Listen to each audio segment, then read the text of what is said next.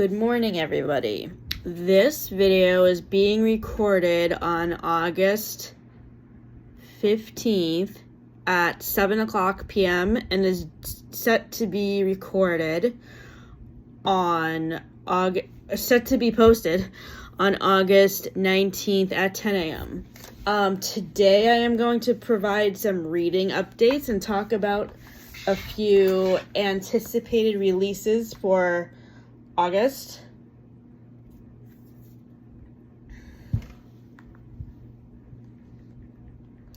Let's start with the reading updates. First of all, let me just get my list up.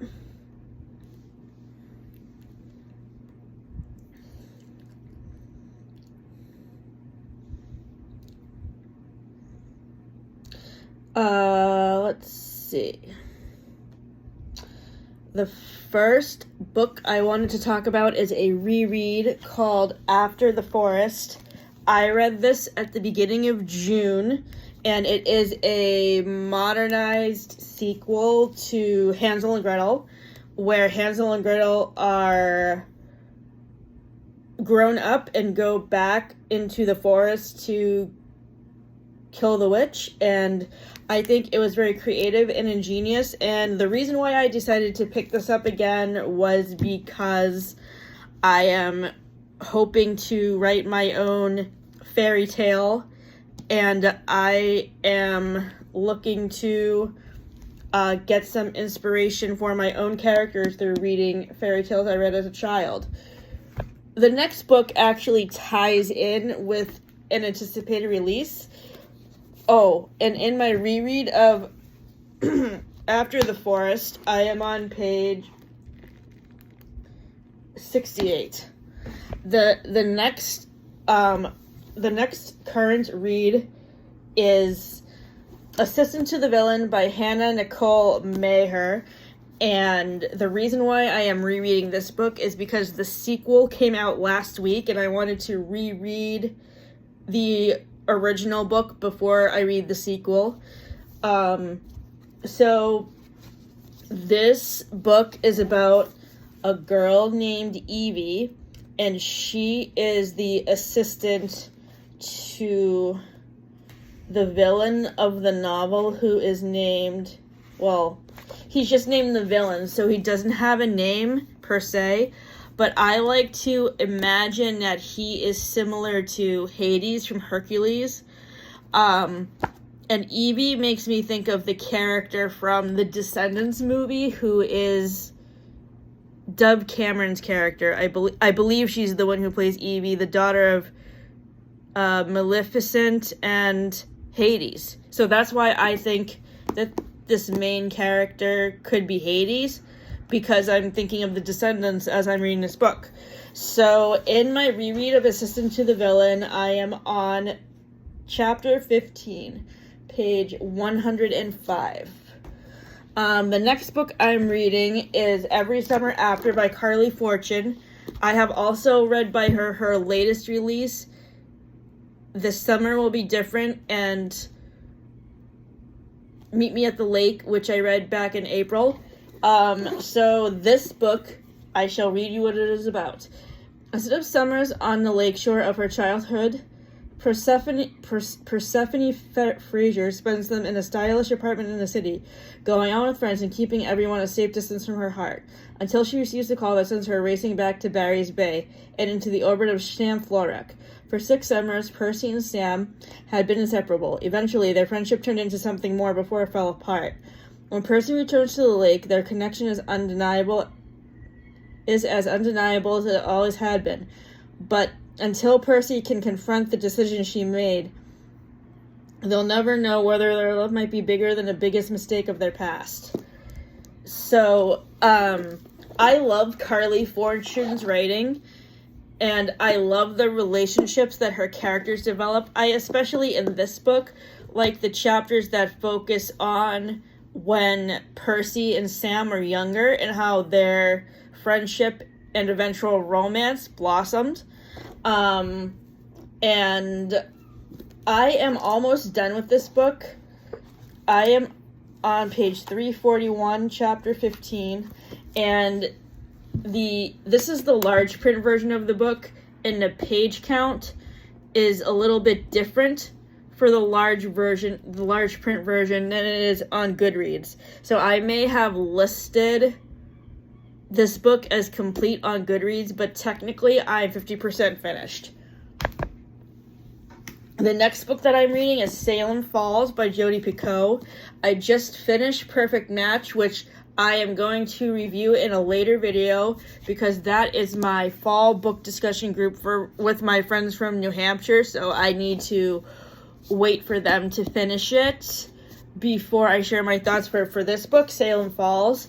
This was published in, I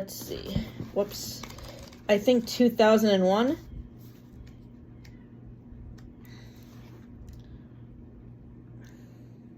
Yep. So this book was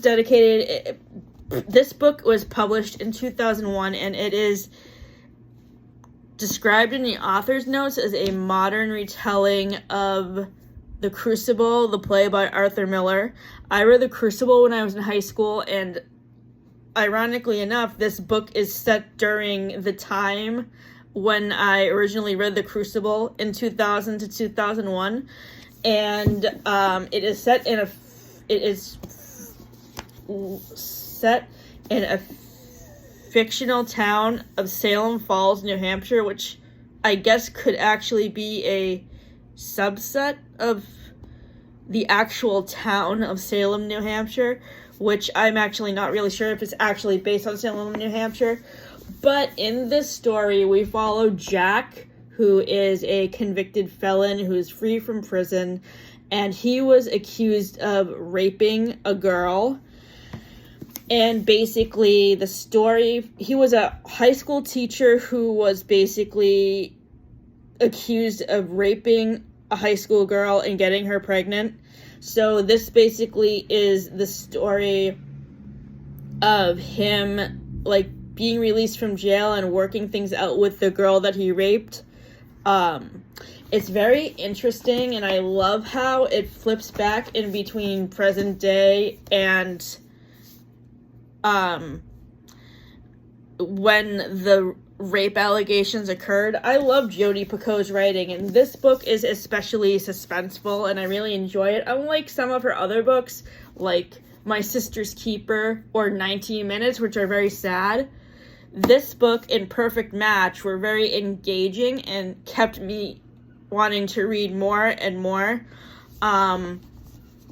So I would highly recommend picking this book up if you're looking for a fall-themed book to read. That's by Jodi Picoult, because this book is set around the fall time, and obviously Salem Falls, Salem Witch Trials, you get the picture. So I wanted to talk next about two memoirs that I'm reading. One is one that I borrowed from my friend Kathleen. It is called The Hard Parts by Oksana Masters. Oksana Masters is a Paralympian from the Olympics 4 years ago who is from Russia, and she was basically disabled from birth because of injuries she suffered in utero from the Chernobyl explosion. So I am not very far into this yet. I actually literally just started it this morning, and I'm only on page 71, chapter 7. But I'm really liking this so far and really enjoying learning about her, because I don't read very many books about disabled Olympians, and I really love this book. The next book is called We Share the Same Sky, a memoir of memory and migration. This is by a local author from Portland, and her name is Rachel Soroti, and she wrote this memoir that basically discusses her grandmother's experience during World War II. I seem to be heading down a theme this year where I am reading historical fictions or memoirs that are based, some memoirs that are based in World War II, like this one, and The Nightingale by Kristen Hanna, which I'm going to be reading in a couple of weeks. That is also set during World War II. And I also read a few other books called The Light After the War, and there was another book that I read recently. I can't remember the name of it, but that was set during World War II too. And right now, in We Share the Same Sky, I am on chapter 11, page 107. The next book I'm reading, I borrowed this book from my mom, by the way, when I was at her house on Tuesday. The other book I borrowed from my mom is called The Art Forger by B.A. Shapiro. This is a historical fiction book that is based on an art heist that happened at the Isabella Stewart Gardner Museum in Boston, Mass., which I have been to. I haven't been there in many years because the last time I went there was in my senior seminar class in high school, when Steve Hodgman was my teacher. So, the cool thing about this book is that certain chapters are in the present day, and then certain chapters you actually get from Isabella Stewart Gardner's perspective in letters that she writes to her nieces and nephews. So I think that's really, really cool because it goes into like the history of what inspired the artwork that hangs in the museum. So let's see.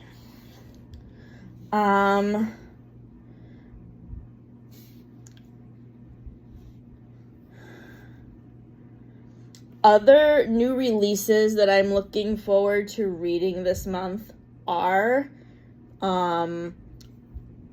Business Casual, which is a backdated release from April. It's the fourth book in the Lovelight Farm series by B.K. Borison. I have just caught up on this series because up until before I read the second two books in the series, I had only read Lovelight Farms last Christmas, and I just love B.K. Borison's writing style and the dynamics between all of the couples in her books, and I can't wait to read Business Casual.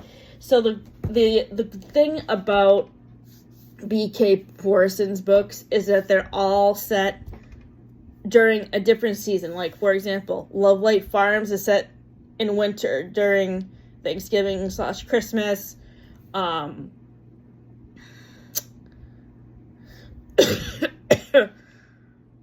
The second book is set in the springtime. It's called Mixed Signals. The third one is set in the summertime, which I just finished recently, but now I can't remember the name of it. And this newest release, Business Casual, is set in the spring. So I really cannot wait to read this next book in the Lovelight series. The next new release I wanted to talk about is By Any Other Name. This is another book by Jodi Picoult that is going to be released on August 20th. And as I said, Jodi Picoult's books are pretty hit or miss with me. I mean, they certainly all make you think about world issues. Like, for example, 19 Minutes, which I read back in January, is about a school shooting, and it was obviously inspired by school shootings that have happened all around the country since 1999 when Columbine happened. So I'm looking forward to Jodi Picoult's new release that is coming out on Tuesday. The next anticipated release I am excited about is Daydream by Hannah Grace. This is the third book in the Maple Hills series, which is about a group of Canadian hockey players. The first book, Icebreaker, was about Stassi and Nathan. The second book that I just read last month, called Wildfire, which is set at a summer camp, that is about Aurora and Russ. And this third book that comes out on August 27th, the day after my birthday, is the couple in this book is Henry, who is the sarcastic, witty, sassy underclassman on the hockey team, and his love interest, I believe her name is Daphne, but I can't exactly remember what her name is. I'm very excited for Henry's book because he is my favorite character of all the guys on the hockey team, so I'm really excited to see how Hannah Grace develops his character better in his relationship with his girlfriend. The next book that I am looking forward to reading is Graveyard Shift, which is M.L. Rio's new release. I read If We Were Villains last year, which is a dark academia book that is set in a Shakespearean acting company, which I will be rereading again and reviewing in my horror thriller TBR video in October. So stay tuned for that reading wrap up at the end of October, closer to Halloween. The next release I wanted to talk about is Hera by Jennifer Saint. Jennifer Saint is a magician of modern Greek mythology retellings, and I have read two books by her. I can't remember what the title of the first one, but the second one I read was called Atalanta, and I really, really enjoyed it. And Hera is about the wife of Hercules, I'm pretty sure. I mean, the wife of Zeus, who's the mother of Hercules. So I'm very excited to read about that. Another Greek mythology retelling that I can actually highly recommend is The Song of Achilles by Madeline Miller, who also wrote Circe. The Song of Achilles is about the relationship between Achilles and Patroclus, and Patroclus is definitely one of my favorite male characters, and he is just so in love with Achilles, but Achilles would never know that because all he cares about is himself and the stupid war. So, yes. I am very excited to read Hera. I'm hoping it comes off the reserve shelf at the library soon. I put in a reserve at the very beginning of the month, right before it was releasing, and it came out yesterday, actually, or no, Tuesday. The next release that I'm excited about is January's by Olivia Blake. This is by the same author who wrote who wrote One for My Enemy and the Atlas 6 duology. I haven't read the Atlas 6, but oh my gosh. If you haven't watched the video I made in February where I reviewed romantic comedy books, please go back and watch it because I go into depth about what I loved about One for My Enemy, which is a modern retelling of my favorite Shakespeare play, which definitely lives up to my original rankings of an A-. It will be forever my favorite Shakespeare play. I love Olivia Blake's writing, and I'm very excited to see what kind of stories are in the short story anthology that she put together. The next book I wanted to talk about is Joy by Danielle Steele.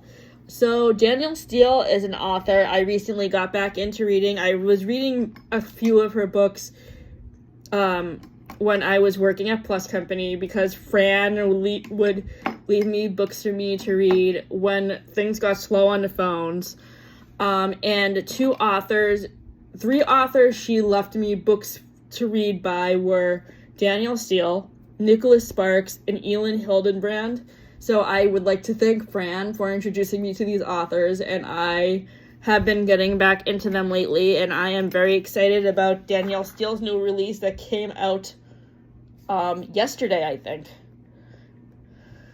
The next book is a backdated release from June. It's Middle of the Night, and Riley Sager's new release. So with Riley Sager's books, they have been mix and match for me for reviews.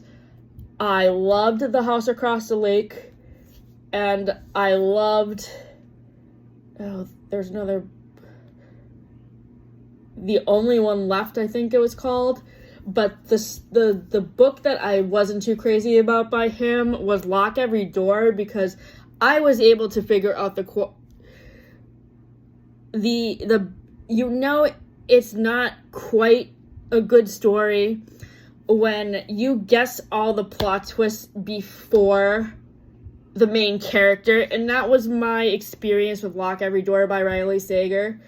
I just did not think that this main character in this book was incredibly intuitive or bright.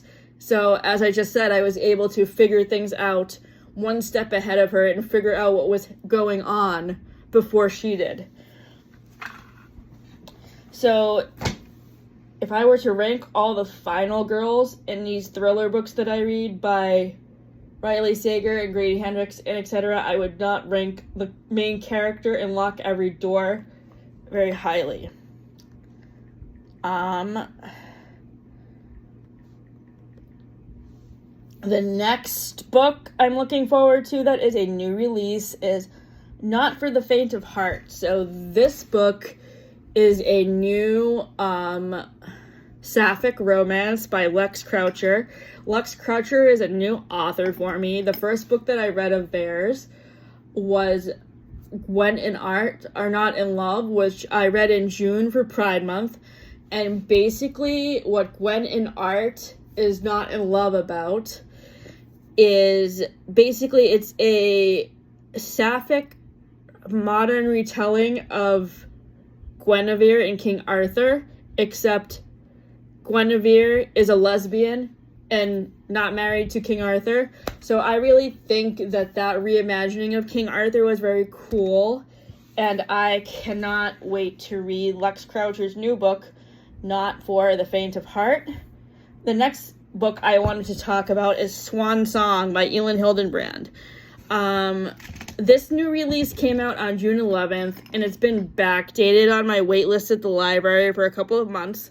I'm excited to read it because it's the final book in her Nantucket quartet of books, which is like a series of mystery books that are set on Nantucket. And basically, in this book, it focuses on a chief of police who is about to retire. And,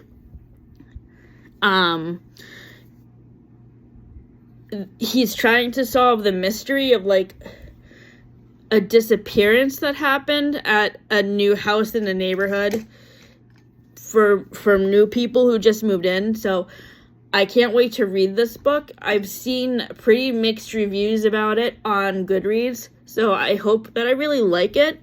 And I am sad that this is Elin Hildenbrand's last book in the Nantucket books, but she wrote a book with her daughter that's a mystery book that's coming out soon, and I'm actually really excited to read that. That is coming out, I don't know when that's coming out, but she's coming out with a short story next month called Natural Selection, which I'm curious to see what that's all about. The next book is Annabelle Monaghan's new book. Annabelle Monaghan also wrote Nora Goes Off Script, which I gave 4 stars to, and Same Time Next Summer, which I gave 3.5 stars to.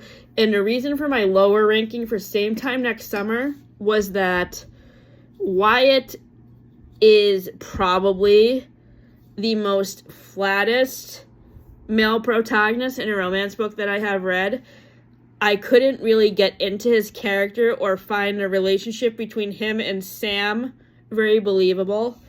So Same Time Next Summer has gotten really good reviews from all of the people who I have seen review it on BookTube, and I am really excited to read it.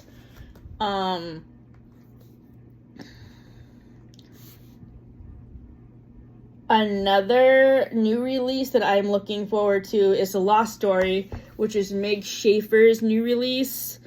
Meg Schaefer's debut novel, The Wishing Game, came out in the middle of March, and I'm in the camp that really enjoyed The Wishing Game and thought it was a creative reinterpretation of Willy Wonka and the Chocolate Factory. But Sarah Without an H ranted about this book for 5 minutes, and I do agree with her on certain points, especially the point where she says that the police officers should not have asked Christopher, like, where he wanted to go after his parents died, because that is not something you would ask a little kid. You would just, like, look in the records to find who his next of kin was and call them up. What happens... Okay, so The Wishing Game is about a 24-year-old paraprofessional who works in a kindergarten, and she grew up in a broken home because her parents were too focused on her older sister who had a lot of medical issues. Kind of like in My Sister's Keeper, she had like a disease that required her to be in the hospital for a lot of surgeries. So she was really lonely as a kid, and she depended on this series of books called the Clock Island series, which I view as similar to the series that my sister used to read by Mary Pope Osborne called Magic Treehouse. So she finds out that the author of the Clock Island books is coming out with a new book and, like, giving away a copy of the manuscript. Basically, this author comes out of retirement to do this thing, and the reason why she goes to participate in this thing to win the money and a new manuscript is because she wants to adopt her student Christopher, who is an orphan because his parents have died of a drug overdose. So the relationship between Christopher and Lucy is very sweet. But I do agree with Sarah Without an H when she says that there are too many sad backstories in this book. And I also review this book in my other video that I made before I went on vacation that reviews all of the thematic TBR reviews, because The Wishing Game was also reviewed in my Taylor Swift TBR that I did in May or June, when the Tortured Poets Society CD came out. The next new release I'm excited about is called You Are the Problem, It's You. This is the second book in the same series as Don't Want You Like a Best Friend. And this book is a modern retelling, a sapphic modern retelling of my favorite 90s rom-com, 10 Things I Hate About You, with Julia Stiles and Heath Ledger, and I really, really, really, really loved Don't Want You Like a Best Friend. Riley recommended it to me because she posted about it in a video that she made last year, I think, and I really appreciate her for this review because I really liked it. So thank you, Riley, for the recommendation. I gave Don't Want You Like a Best Friend 4 stars. And Don't Want You Like a Best Friend is a crossover between Bridgerton and The Parent Trap. So if you like either of those movies/shows, you should pick up Don't Want You Like a Best Friend.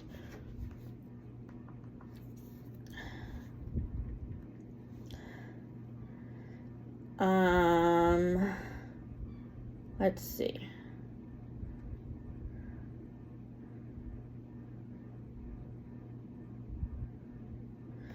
So I have been rereading Shakespeare's plays, and another play I wanted to talk about is The Taming of the Shrew. The Taming of the Shrew is the book that is the Shakespearean play that inspired the movie 10 Things I Hate About You, and likewise, You Are the Problem, It's You by Emma Albin.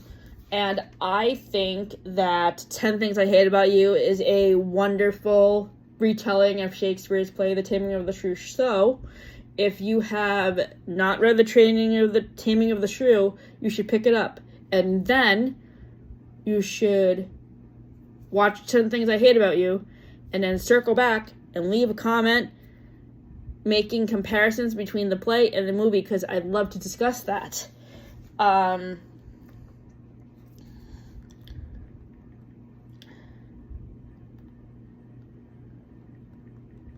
see.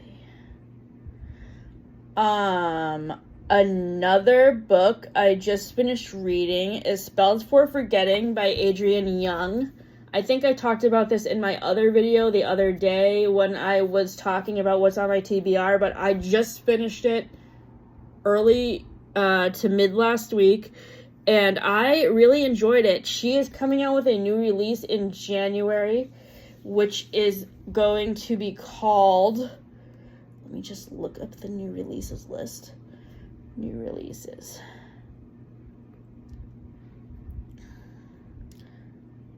Oops. A Sea of Unspoken Things by Adrienne Young, which is Adrienne Young's new book, which comes out in January, is called A Sea of Unspoken Things.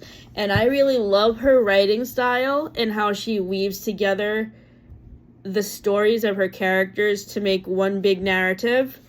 And that's what I really liked about Spells for Forgetting. Spells for Forgetting is a mystery novel that's set in Oregon, I think it's in Oregon. It's in some Pacific Northwest state, either Oregon or Washington. And I just love the setting. I love the fall vibe. I basically read this book to get ready for fall, because at this point, kids are getting ready to go back to school. So I read Spells for Forgetting to get into the fall mindset.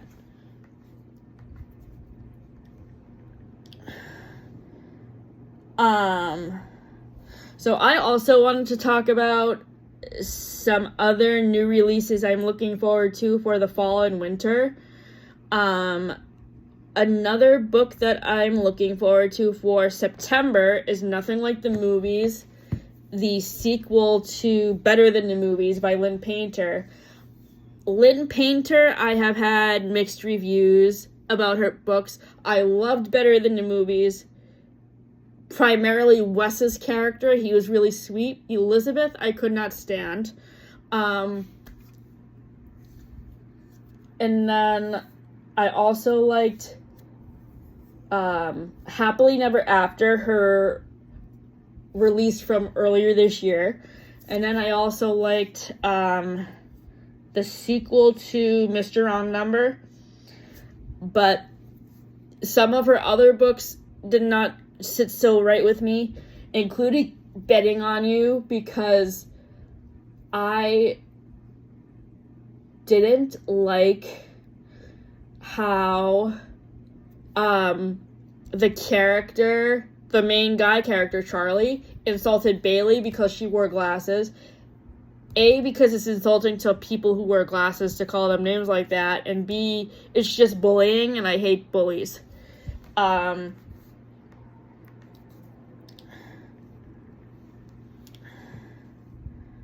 Another release I'm looking forward to reading is actually my best friend Kate's book. She came out with a book under a pen name, Callista Black. It's a romance book called People We'd Rather Forget. And I'm very excited to read it because Matt and I were in a writing group with her at Panera back in the fall time when she was going over the original copy of her manuscript. And I'm really excited to see the finished product and see how it came out. Another book I am looking forward to that's a new release for September is The Third Gilmore Girl. So this book is the memoir of Kelly Bishop, who played Emily Gilmore on the Gilmore Girls. And I recently got into the Gilmore Girls last year. I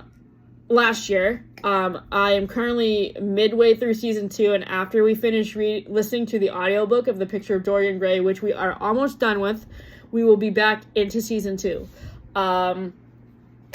Kelly Bishop was also on Broadway in A Chorus Line, so I am especially looking forward to reading the chapters of her experience being on Broadway, but I also would like to see where she ended up after Gilmore Girls ended, because Gilmore Girls was on the air from 2000 to 2007, so I would like to see whether or not she went back to Broadway or what else she ended up doing.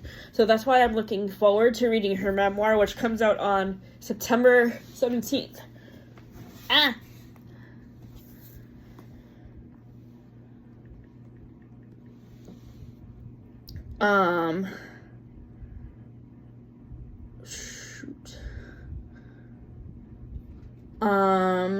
Another new release I'm looking forward to for later in the winter is Beg, Borrow, or Steal by Sarah Adams.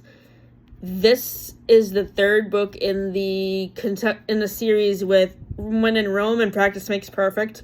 So I can't wait to see more adventures of these characters, because When in Rome and Practice Makes Perfect have been 2 5-star reads for me this year, and I hope that Sarah Adams will hit it out of the park with Beg, Borrow, or Steal as well. Another book that I'm looking forward to is called The Crash by Frida McFadden. This is by the same person who wrote Never Lie and the Housemaid trilogy. I haven't read the 2 other books in the Housemaid trilogy, but I loved The Housemaid and I loved Never Lie. Frida McFadden is also coming out with another new release at the beginning of October called The Boyfriend. She is a really great thriller writer, and both of her books that I've read so far have kept me on the edge of my seat. 5 stars, highly recommend The Housemaid and Never Lie, which were both recommended to me by Sarah Caroli. The next book I wanted to mention that I'm really excited about, that's an upcoming release for the fall, is The Muse of Maiden Lane by Mimi Matthews. This is the 3rd book in the Bells of London series, which I have loved, especially for the disability representation of anxiety in The Belle of Belgrave Square, which I read in February. Another book I'm looking forward to is called Witchcraft for Wayward Girls, which is a new thriller by Grady Hendrix. Grady Hendrix is a thriller / horror author that I have recently gotten into. I have so far read by him The Final Girl Support Group and My Best Friend's Exorcism, both of which have been 4-star reads. So I'm really excited to see what he writes about next in Witchcraft for Wayward Girls, which comes out on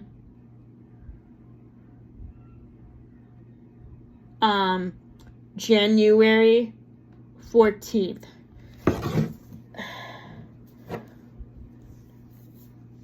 So that's about it for me today. I hope you guys have a good weekend. And I just wanted to also mention a bit of news. So I got a notification on my phone earlier this afternoon that there have been people arrested in the death of Matthew Perry. As you can see, I'm wearing my Chandler sweatshirt today. So I am very happy to hear this news. It's been long awaited for me because I have been really anxious to hear. And a thing that really disappoints me is that somebody on his medical staff was responsible for his death. So I really hope that his family sues the medical assistant for negligence or medical malpractice, because they admitted the legal dose to him that killed him. So that was my bit of celebrity news. So if you don't want to hear about the Matthew Perry news, just click off as soon as I finish talking about the anticipated new releases. And have a great night.